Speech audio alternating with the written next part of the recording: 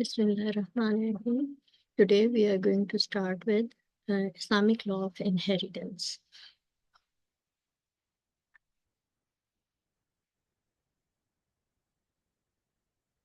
Dear students, we are going to start with our new topic, that is Islamic law of inheritance. As all of you know that Islamic law is very important, and especially the inheritance is very important in Islamic law. So we should understand that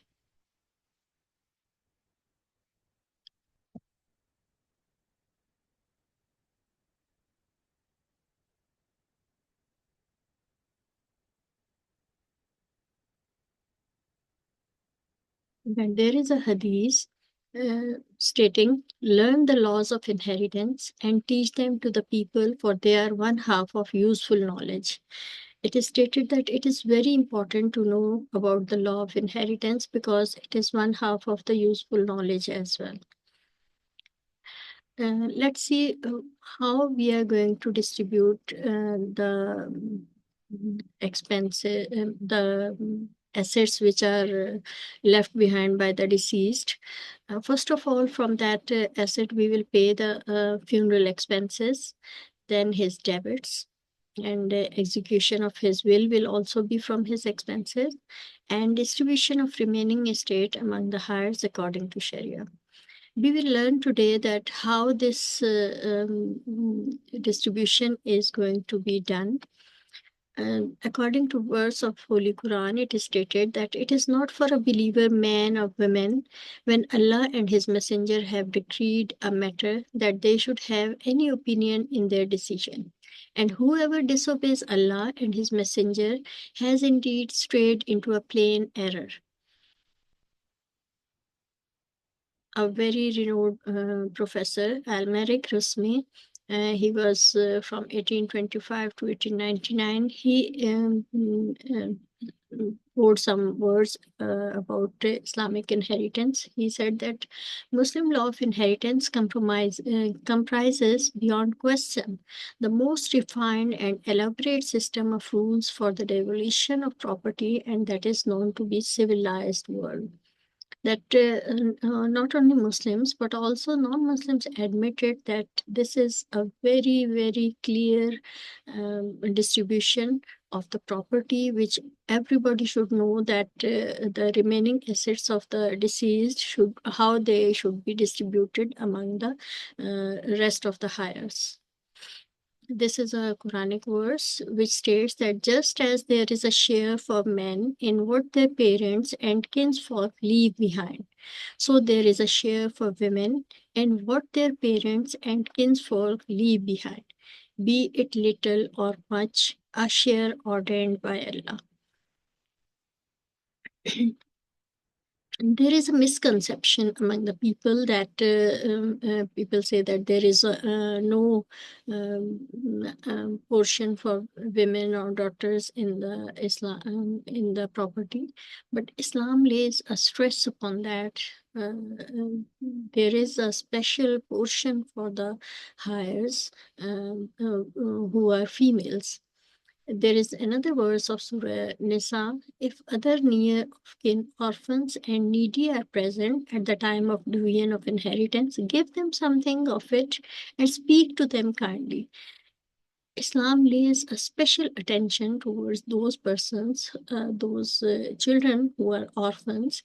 You know that when in the ancient times, when asset was going to be distributed among the heirs, all gathered along, and some orphans also come here. It is the clear injunctions of Holy Quran that if there are some orphans or needy person who are also kin of that, so give them, if they are standing there or they are present at that time, give them some portion of the deceased asset as well, and don't say them any harsh words. Speak to them kindly, because this is the time that kindness should be showed to everyone. Although they are not legally entitled to any share, Quran has not described any proper or specific share for them. It is seemly for people to act magnanimously and give them something out of their inheritance, and especially to desist from making hurtful remarks, because this is the time when all the belongings of the deceased persons are going to be distributed. So this is very good thing that whoever is present gives them some portion so that his soul be in ease. Yeah, this is a concept, or you can say that special instructions of Holy Quran that give them, or any portion, anything which you feel legal or you feel satisfying. There are some legal injunctions as well. First of all, that women as well as men are entitled for inheritance. It is very clear that not only male are inherited from their parents or from their anyone who is deceased, but also women are equally partner for their prescribed portion.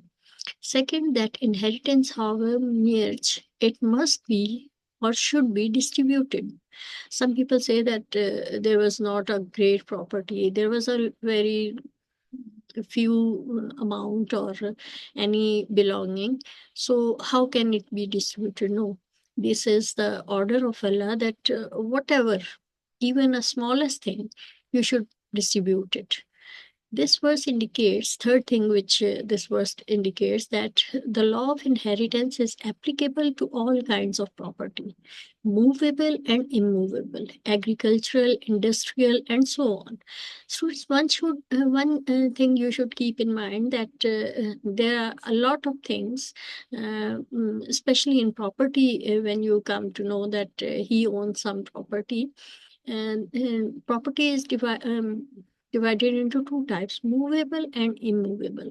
Movable property is your bank account, your gold, or any expensive thing.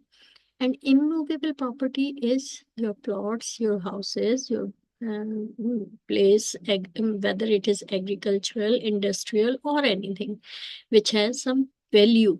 It is called immovable property. So fourth point is, it shows that the right of inheritance comes into force as soon as a person dies, leaving property. In the from here we can deduct another law, and that is, in the lifetime of the person, he cannot mm, give all his belongings to others, because after his death the property will be distributed. Yes, he can make a will, but will is something different. We will study it later. That will is different, but after the death of the deceased person, his all belongings would be distributed among his heirs. Fifth thing is that it implies the rule that immediate blood relatives exclude those that are further removed. Now, one more thing which is deducted from these rules is that immediate blood relatives are more near ones due to blood relation. So they are more, mm, you can say that they are more concise, they are more near to the deceased person, so they have the share in the property, especially the prescribed shares. And if there is a remote relative who is a step forward from the blood relatives, so he will be removed from the if in case the blood relatives are not present, then the far relative will get his share. Now, as I discussed that will, in Islamic law, the inheritance from the deceased person is defined by Sharia law. because Allah Ta'ala himself has described that how much share who will get. The person who is near to deceased, whether he is parents, whether he is brothers or sisters, or wife or children. These shares Allah has prescribed himself. So these are this is called law of inheritance. However, a person is entitled to make his own will for 1/3 of his wealth assets. As I described you before, that before his death, he can write his will, which states his assets, and the portion how much he can give to anyone is only 1/3. Whatever he wills, only 1/3 of his property can be given according to his will. If he has willed more than that, it will not be applicable. 2/3 of the wealth assets are distributed based on Sharia law. This is called mirath. Mirath means warasa. In Urdu and in Arabic, we call it miras. 1/3 of wealth assets are distributed based on person's will. If he chooses to write his will, this is called al-wasiya. It is also Sharia order that one should write his wasiya, because whatever he will write, it will be active upon it, and only 1/3 he can give to anyone, because the legal heirs who are close to him, they will get their share according to Sharia law. But if any person whom he thinks that he should also be given, he can make a will for that person. The first principle which the Quran lays down refers to males and females of equal degree and class. This means that a son inherits a share equivalent to that of 2 daughters. A full germain brother inherits twice as much as a full sister. A son's son inherits twice as much as a son's daughter, and so on. Sorry. In 11th verse of Surah Nisa, it is stated that Allah commands you regarding your children. For the male, a share equivalent to that of 2 females.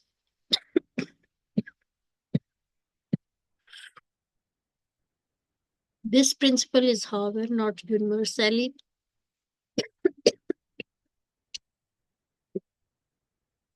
This principle is, however, not universally applicable, as we shall see later in verse 12. The descendants of the mother, notably the uterine brother and uterine sister, inherit equally, as do their descendants. Sorry. If there are women, daughters, more than 2, then for them 2/3 of the inheritance, and if there is only 1, then it is half. You know that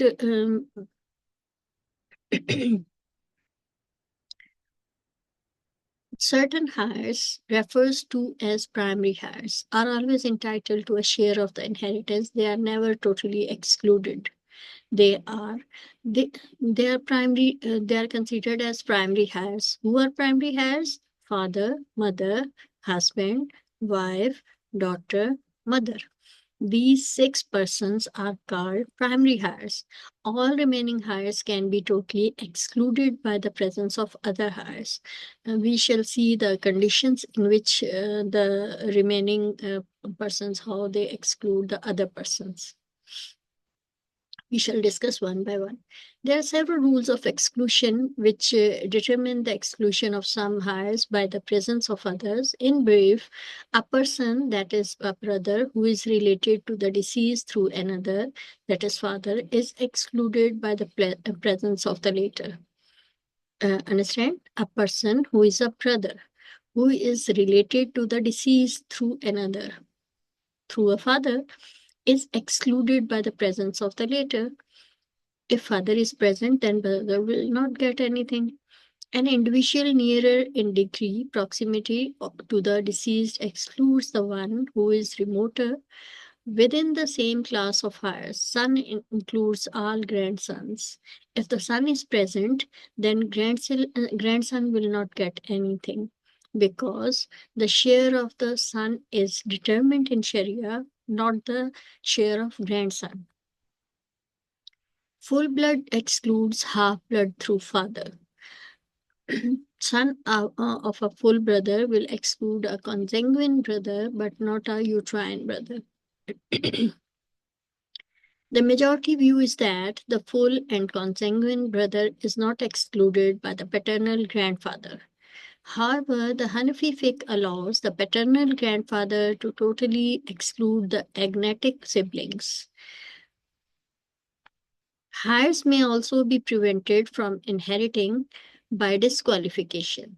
The only two practical situations which are caused of disqualification are difference of religion and homicide. The Prophet ﷺ said, a Muslim cannot be the higher of a disbeliever, nor can a disbeliever be the higher of a Muslim. For example, a person who is a Muslim, but his son afterwards convert to another religion, he will not inherit from his father because he has changed his religion. So, according to this hadith, he is not a proper heir, so he will not get the assets of his parents. Same is the case with a person who is a Muslim, but his father is not a Muslim. He has not embraced Islam. The son is a newly converted to Islam. His father will not get the share of his son because he has not the same religion. Generally speaking, and this is also the majority view, a Muslim cannot inherit from a non-Muslim. And although the Hanafi fiqh does allows a Muslim to inherit from an apostate. Same thing. Allah's messenger said, one who kills a man cannot inherit from him. This is a very important hadith because we see many examples in our today life that there are so many, you can say, siblings or sons who are in the hurry to get all the assets of his parents, and they murder their parents. Like recently, we got 2 or 3 years back, we got an example from Rawalpindi Yusra College principal, and that son he killed. It is a reported case that he killed his father just because of getting all the property. But according to this hadith, the one who kills a man cannot inherit from him. It should be noted that only relatives with a legitimate blood relationship to the deceased are entitled to inherit from the deceased under Islamic law. Thus, illegitimate children, according to Islamic law, and adopted children have no part in inheritance. Incidentally, legal adoption as practiced in the West is forbidden in Islam. Under certain circumstances, after allocation of estate among all the heirs with fixed shares, there is a residue left over, but there are no residuaries. This residue called al-rad. It is returned to those sharers who are entitled to it in proportion to their original shares. Rad means that this is an Arabic word, which means that it will be given back to the primary hires. If any share is left over after distribution of all hires, then the primary hires will get the remaining portion as well. If the shares of all fixed hires are greater than remainder of estate assets, then the shares are pulled back using doctrine of al-awl. Al-awl is also an Arabic term which which explains that if all the shares are fixed and greater than remainder, then the shares are pulled back using doctrine of al-awl. Yani it is divided according to that portion, and then it will be distributed among the all sharers. A person can will up to 1/3 of his property. Majority of the Sunni schools of thought state that the 1/3 share cannot be bequeathed to natural heirs.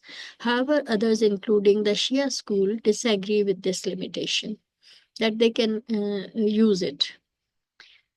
Who are legal heirs? According to Quran, there are total 9 obligatory shares, and Muslim jurists have added further 3 by the juristic method of qiyas: father, husband, uterine brother, mother, widow, daughter, sister, uterine sister, consanguine sister, paternal grandfather, maternal grandfather, agnatic grandfather.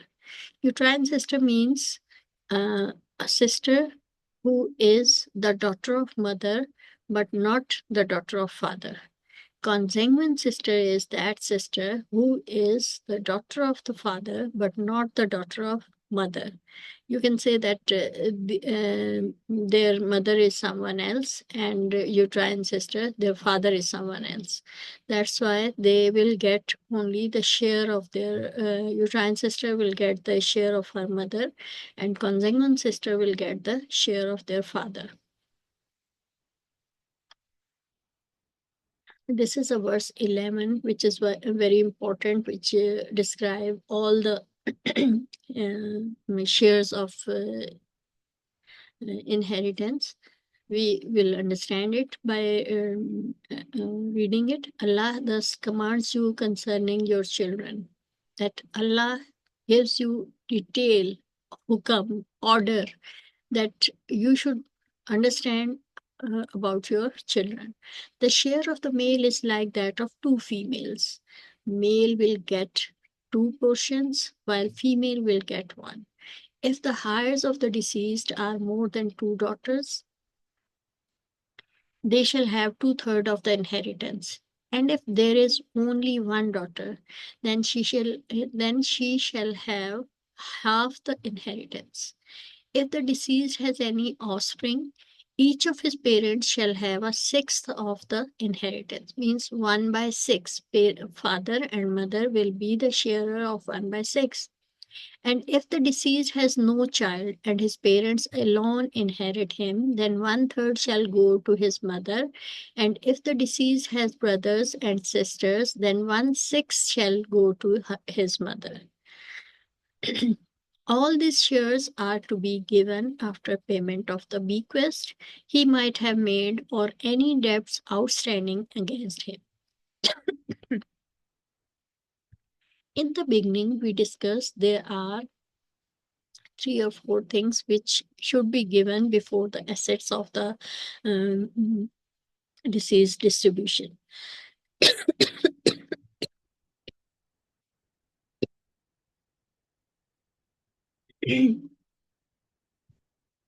In scenario number 1, deceased has no son and 2 or more daughters, they will get 2/3.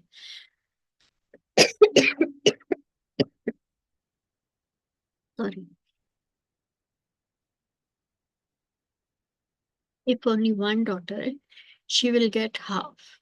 Remaining heirs will inherit 1/3 and half respectively.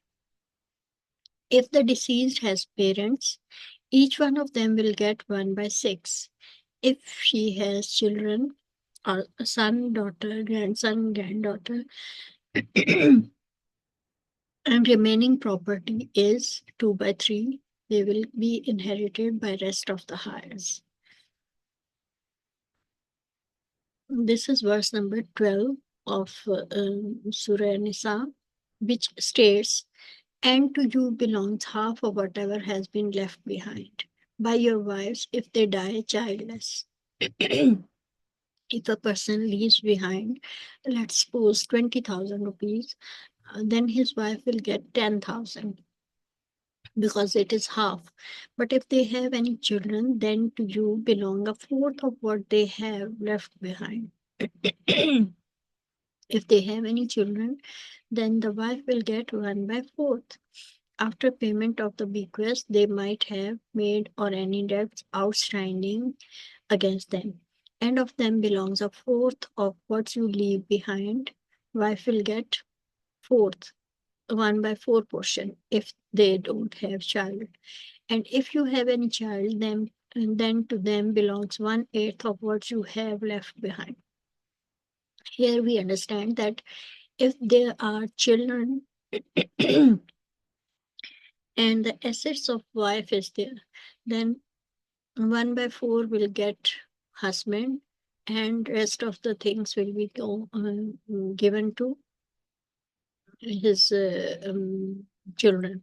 And if they are issueless, they don't have any children, then the husband will get half of the property, whatever she has left. In the second case, if the husband dies and he is issueless, they don't have any child, the wife will get 1/4. And if she has children, she will get 1/8. After the payment of the bequest you might have made or any debts outstanding against you. Again, in every verse, it is stated that if you have made any will, then the payment of the will and debt, whatever you have got any money or anything from any person, and before payment of that, you die, the that debt will be paid from your assets after your death as well. If no children, mother will get 1/3 and father will get the remaining 2/3. If deceased has parents and brothers and sisters, mother will get 1/6, father will get 5/6, and brothers and sisters will get nothing because mother and father are alive. If wife is deceased, then she has no children, husband will get half. And if children, then husband will get 1/4 of the assets. If a man dies having no children, wife will get 1/4. And if the man has children, then wife will get 1/8. Two or more wives share equally in the above prescribed share. How many? Uh, um, no matter how much wives the deceased have, these all wives will get share accordingly 1/8.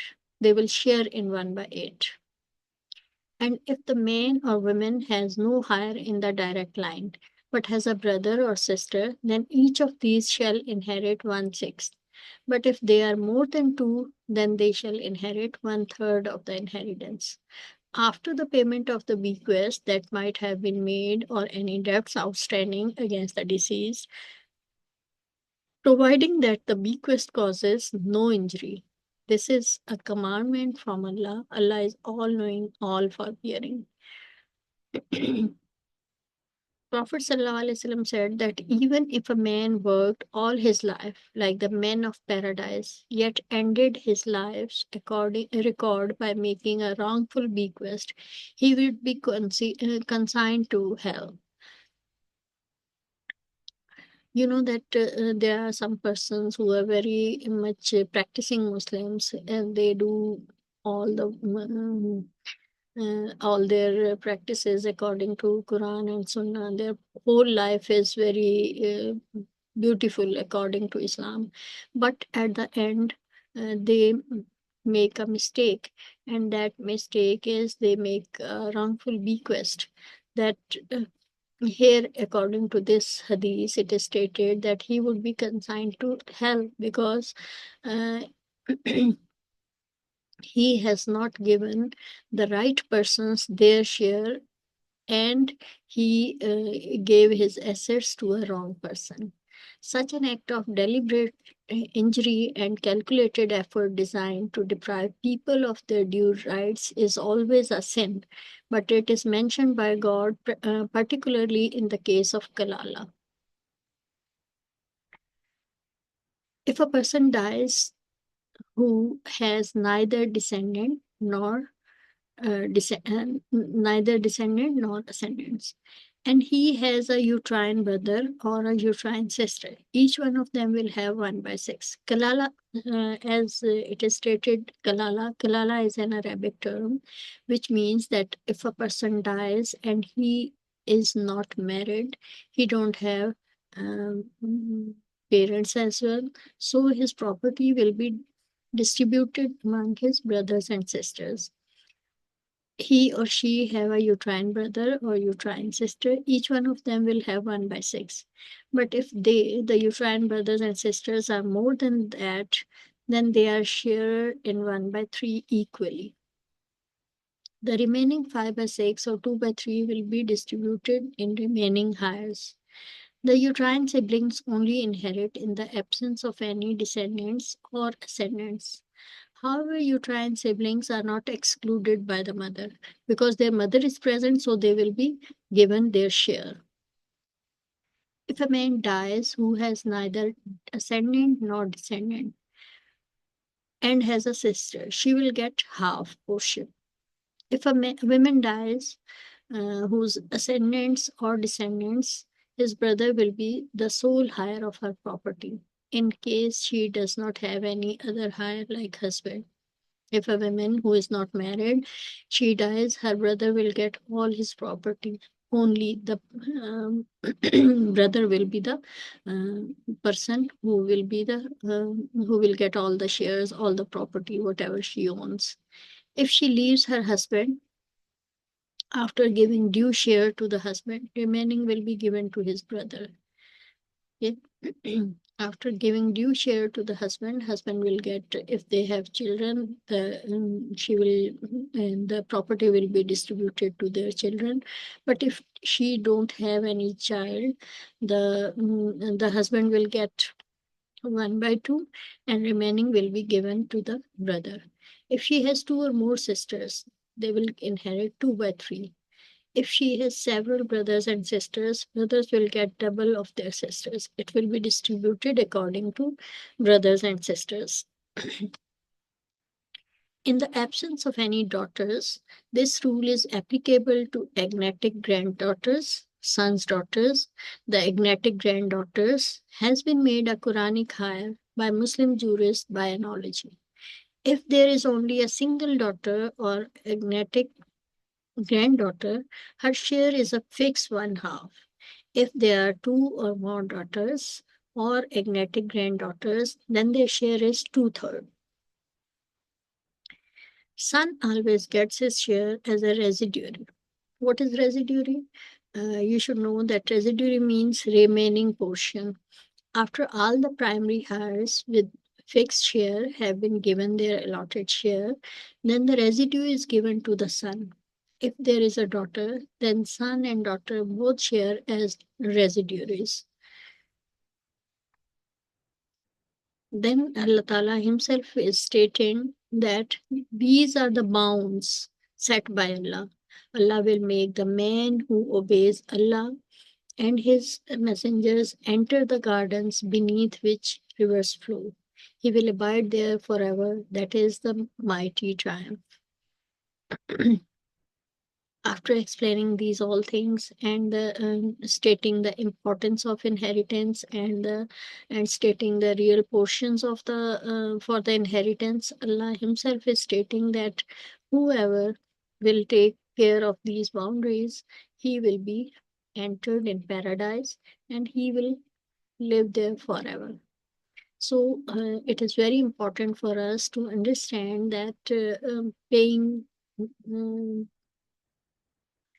it is very important for us to understand that paying proper portion to the heirs is very important, and it is according to the injunctions of Quran and Sunnah. May Allah guide us more. May Allah make us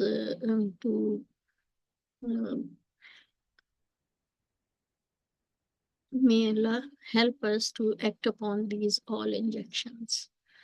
Jazakallahu khairan.